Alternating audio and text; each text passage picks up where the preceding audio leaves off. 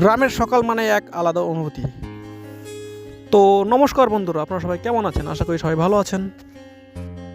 দেখুন বন্ধুরা, দেখতে দেখতে ধানের চারাগুলো কয়েকদিনের মধ্যে বেশ বড় হয়ে গেল।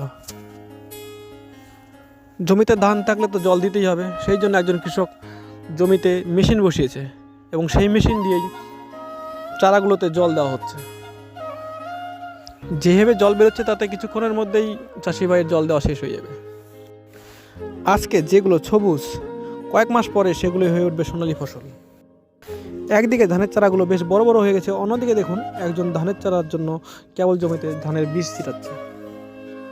দেখুন দিদি বস্তা থেকে বীজ বের করে রেডি করে দাদাকে দিচ্ছে, যাতে তাড়াতাড়ি কাজটা হয়ে যায়। যদি গ্রাম বাংলার এই বাস্তব জীবন ভালো লাগে তাহলে ভিডিওতে লাইক করুন, শেয়ার করুন, আর নতুন ভিডিও পেতে সাবস্ক্রাইব বা ফলো করে পাশে থাকুন। টাটা।